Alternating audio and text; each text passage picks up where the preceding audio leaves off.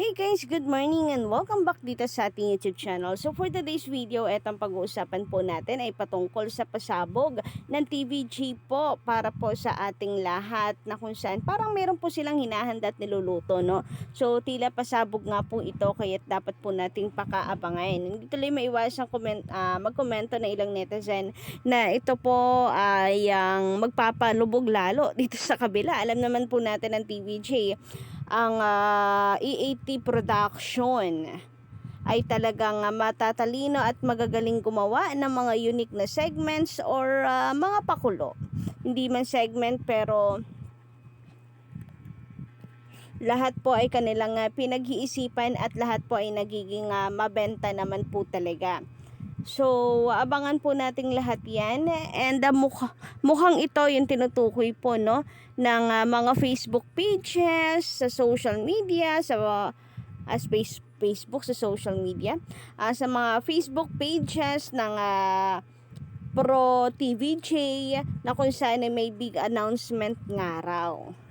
So, ready na po ba kayo, mga kapatid? Yan po ang ating paka-aabangan. Lalo pa itong si Henyo Master ay nagbigay or naghudyat na po sa atin na meron po tayong dapat na abangan.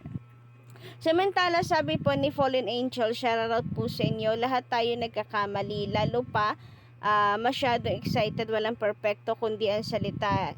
Sige nga, mag-reply sa akin, sabihin mo sa akin, wala ka pang nagawang kasalanan sa buhay mo. Murahin mo ako kung talagang wala kang nagawang kasalanan.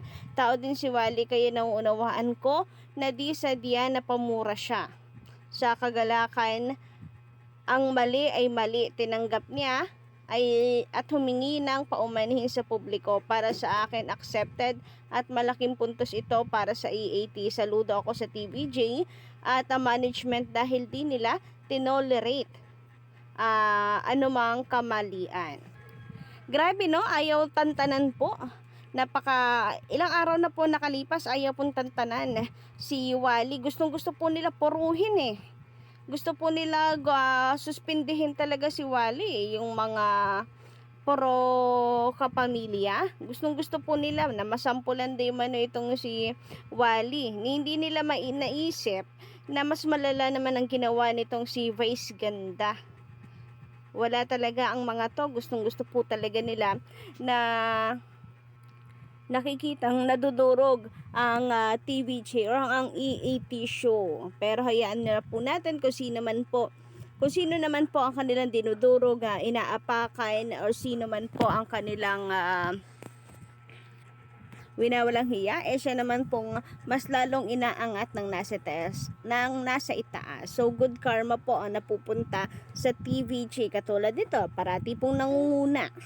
Samantala, sabi naman ni Nida Dallas, lahat ng inalisan na channel ng TVJ sa noontime show ay humina. Totoo po yan, guys.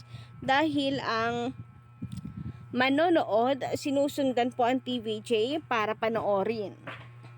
Na-witness ko yan kasi isa ako sa mga taga-panood nila mula pa sa 9, sa 2, sa 7, legit na records ako since 1979.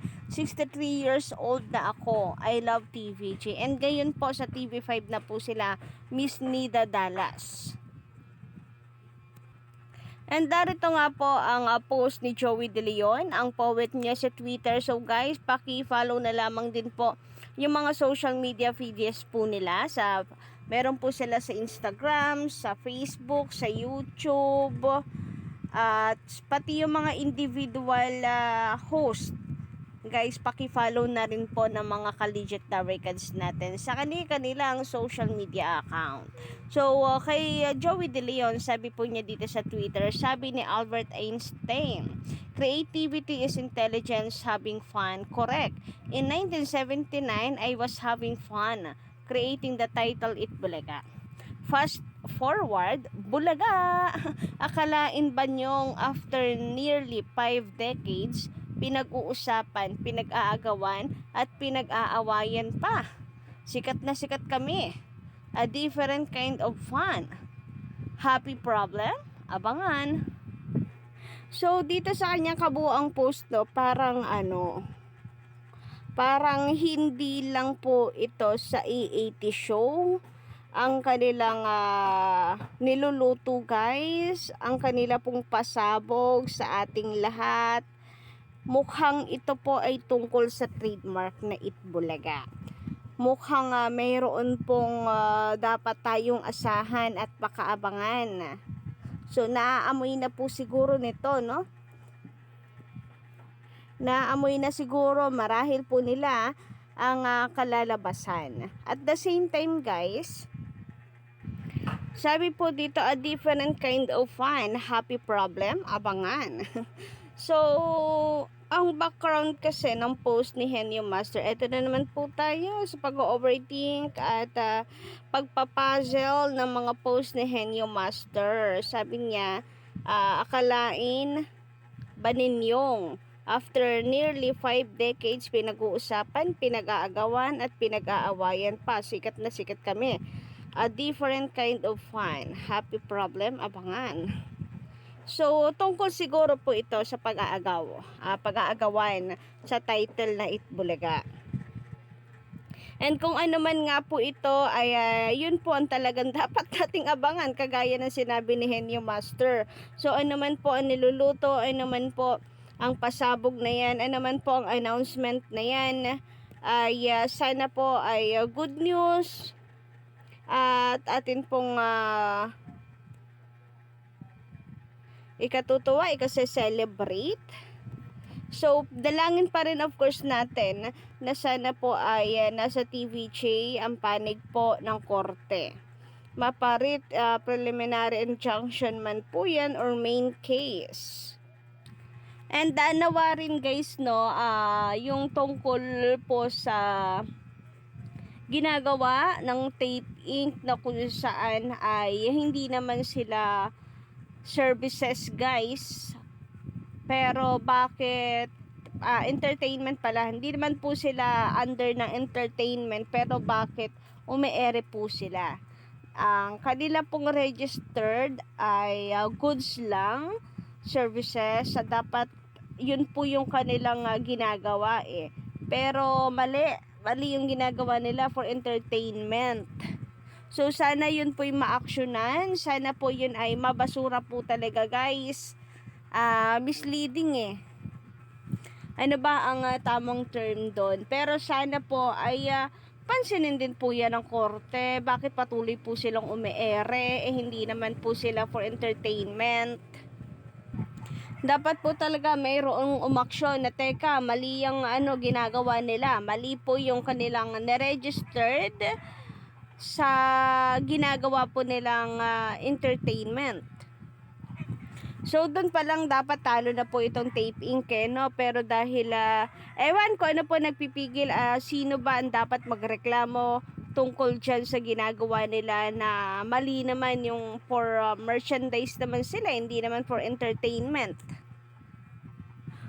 For merchandise, pero wala naman silang tindahan doon sa Itbulaga nila. Dapat may tindahan sila doon. Tapos binebentahan nila yung live audience nila dyan, or parang live selling tuloy ang lumalabas, no?